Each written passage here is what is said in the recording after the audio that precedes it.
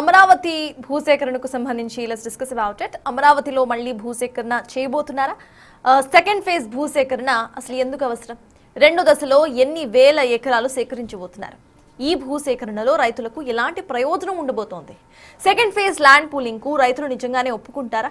ఈ భూసేకరణతో అమరావతి ఎన్ని వేల ఎకరాల రాజధానిగా మారబోతోంది? తాజా భూసేకరణ అసలు ఎందుకు చేస్తున్నారు? ఇవి మేజర్ క్వశ్చన్స్ గా వినిపిస్తున్నాయి. సిఎస్ దీనికి సంబంధించి మాట్లాడదాం. సార్, అమరావతికి సంబంధించి ఎప్పుడైతే భూసేకరణ చేశారో ఆ తర్వాత రైతుల పోరాటం మనం చూసాము ఫర్ 5 years. మళ్ళీ గవర్నమెంట్ వచ్చిన తర్వాత సీఎం తో డైరెక్ట్ గా వాళ్ళు మాట్లాడడానికి మళ్ళీ వెయిట్ చేయాల్సి వచ్చింది. రీసెంట్ గా మొన్న ఆయన కలిశారు అండ్ కమిటీను సైతం వేశారు. సో ఇటువంటి టైంలో మళ్ళీ సెకండ్ ఫేజ్ గురించి మాట్లాడటం, సెకండ్ ఫేజ్ భూసేకరణ చేయటాన్ని ఎలా చూడాలి? అంటే సెకండ్ ఫేజ్ భూసేకరణ చేయగలిగితే చేయవచ్చేమో, అసాధ్యమేమి కాదు. ఎందుకంటే కాస్త రైతులకు ఇంకో ఆప్షన్ కూడా లేదు. ఎందుకంటే జగన్ 5 ఏళ్ళు సృష్టించినటువంటి అమరావతి విధ్వంసం అంతా ఇంత కాదు. అందువల్ల వారికి ఇంకో ప్రత్యామ్నాయం కూడా లేదు. దాంతోపాటు చంద్రబాబు నాయుడు వ్యూహాత్మకంగా ఏం చేశాడంటే, మొదటిసారి అంటే ఇప్పుడు సెకండ్ ఫేజ్లో స్టార్టింగ్ 20,000 ఎకరాలు, ఫస్ట్ మనకు అర్థం కావాల్సింది 33,000 acres మొదటి దశలో ల్యాండ్ పూలింగ్లో చంద్రబాబు నాయుడు మొదటిసారి సీఎంగా ఉన్నప్పుడు తీసుకున్నారు. దానికి తోడు మరో 20,000 ఎకరాల వరకు గవర్నమెంట్ ల్యాండ్ ఉంది. టోటల్గా ఒక 53,000 ఎకరాలు, 54,000 ఎకరాలు ఫస్ట్ ఫేజ్. ఇప్పుడు సెకండ్ ఫేజ్లో 40,000 ఎకరాలు తీసుకుంటామన్నారు. అందులో కేవలం 20,000 ఎకరాలు కొద్ది నెలల క్రితమే ప్రయత్నాలు మొదలుపెట్టాయి. కానీ అక్కడ ప్రజల్లో వ్యతిరేకత వచ్చిన తర్వాత దాన్ని ఆపారు. మీకు ఇప్పుడు పెదకూరపాడు ఇట్లాంటి మండలాల్లో మొదలు అనుకున్నారు, కానీ తర్వాత తాటికొండ, పెదకూరపాడు దాన్ని ఇప్పుడు మార్చి తుళ్ళూరు, అమరావతి మండలాల్లో తీసుకుంటున్నారు. అంటే ఇప్పుడు ఉదాహరణకు 20,000 ఎకరాల్లో ఒక మీకు పెదపరిమి అనే గ్రామంలోనే 6,500 ఎకరాలు ఉంది. అలాగే హరిశ్చంద్రాపురము, మీకు ఇలాంటి గ్రామాలు ఉన్నాయి. సో ఈ గ్రామాల్లోనే మీకు దాదాపు ఒక 3-4 గ్రామాల్లోనే కలిపితే 10-11,000 ఎకరాలు ఉన్నాయి. ఈ గ్రామాలకి కూడా డెమోగ్రఫీ తీసుకుంటే తెలుగుదేశం అనుకూల సామాజిక వర్గాలు ఎక్కువగా ఉన్న ల్యాండ్ ఓనింగ్ క్లాస్లో వాళ్ళు ఎక్కువగా ఉన్నటువంటి గ్రామాలు. అంటే బహుశా ప్రభుత్వ వ్యూహం ఉండొచ్చు, వ్యతిరేకత రాకుండా ఉండటానికి దీన్ని ఒక వ్యూహాత్మకంగా గ్రామాల్ని మార్చారు. మీకు మొదట్లో చెప్పిన గ్రామాలకు కాకుండా తుళ్ళూరు మండలంలోనే ఇప్పుడు 4-5 గ్రామాలు తీసుకుంటున్నారు. సో అందువల్ల వ్యూహాత్మకంగా సాధ్యం కావచ్చు. అసంతృప్తి అన్నమాట నిజం. మొదటి ఫేజ్లోనే అసంతృప్తి ఉంది, అది ఇంకా పనులు పూర్తి కాలేదని. సెకండ్ ఫేజ్లో అసంతృప్తి ఉంది, కానీ అసంతృప్తితో పాటు ఆశలు కూడా ఉన్నాయి. ఎందుకంటే గతంలో చంద్రబాబు నాయుడు హైదరాబాదులో చూపెట్టినటువంటి మోడల్ వల్ల కావచ్చు, దానికి తోడు జగన్ సృష్టించిన విధ్వంసం వల్ల మరో మార్గము లేని పరిస్థితి కూడా కావచ్చు. అందువల్ల సెకండ్ ఫేజ్ సాధ్యం కాదా అంటే కావచ్చు, అసాధ్యమేమీ కాదు. కానీ కొన్ని క్వశ్చన్స్ అయితే మిగిలే ఉన్నాయి. మొదటి క్వశ్చన్ ఏంటంటే, మీరు మొదట్లోనే 53,000 ఎకరాలు అవసరమని నిర్ణయించి ఈ 54,000 ఎకరాలతో ప్రపంచ స్థాయి రాజధాని నిర్మిస్తామని వదిలిపెట్టారు. ఇప్పుడు చంద్రబాబు నాయుడు ఏమంటున్నారు, దాంతో మున్సిపాలిటీ మాత్రమే అవుతుంది అంటున్నారు. అంటే మీరు ఫస్ట్ టర్మ్ అధికారంలో ఉన్న సమయంలో చంద్రబాబు నాయుడు విజన్ ఇది ఘోరంగా విఫలమైందని ఒప్పుకుంటారా? మరి మున్సిపాలిటీకి మాత్రమే సరిపోయే విజన్ ఎందుకు వేశారు? అప్పుడేమి విజన్ సరిపోతుందనే కదా 53,000 ఎకరాలు.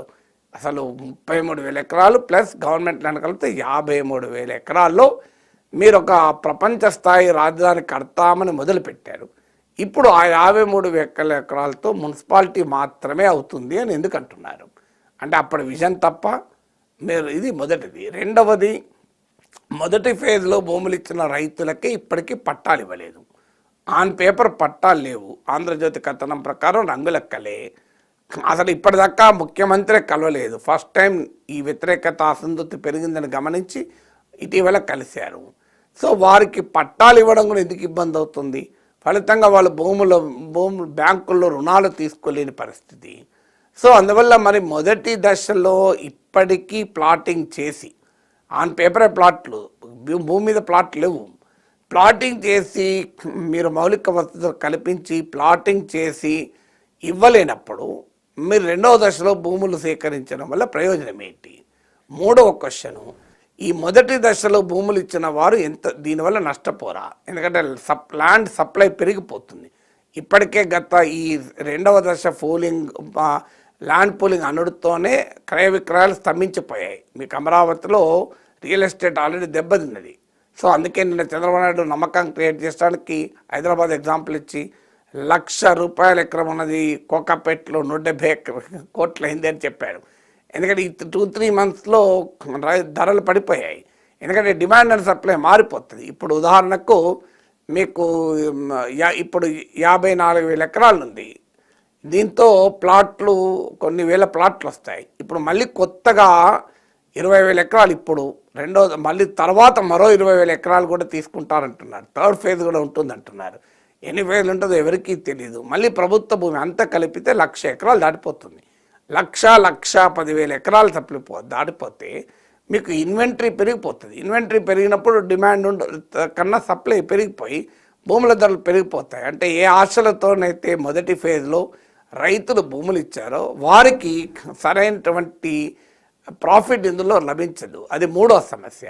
నాలుగవ సమస్య ఏంటంటే అసలు మీరు భూసేకరణ చెయ్యకపోయినా, ల్యాండ్ పూలింగ్ చెయ్యకపోయినా నగరం ఎక్స్పాండ్ అవుతూనే ఉంటుంది. నిజంగానే ఎకనామిక్ యాక్టివిటీ మొదలైతే ఇప్పుడు హైదరాబాద్లో ఒకప్పుడు జూబ్లీ హిల్స్, గచ్చిబౌలి ఎక్స్పాండ్ అయింది. తర్వాత ఇప్పుడు కోకాపేట, మోకిల్లా, శంకర్పల్లి, కొల్లూరు ఇవన్నీ గవర్నమెంట్ ఏమైనా ల్యాండ్ పూలింగ్ చేసిందా?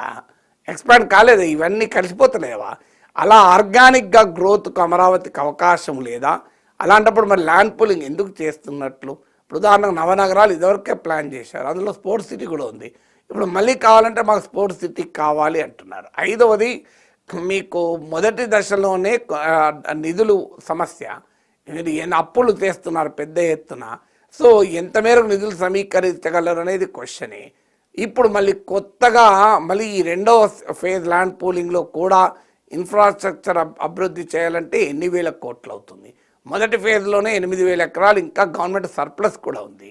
మళ్ళీ ఇప్పుడు సెకండ్ ఫేజ్ కూడా తీసుకొని ఈ సర్ప్లస్ ఏం చేస్తారనే క్వశ్చన్ ఉంది.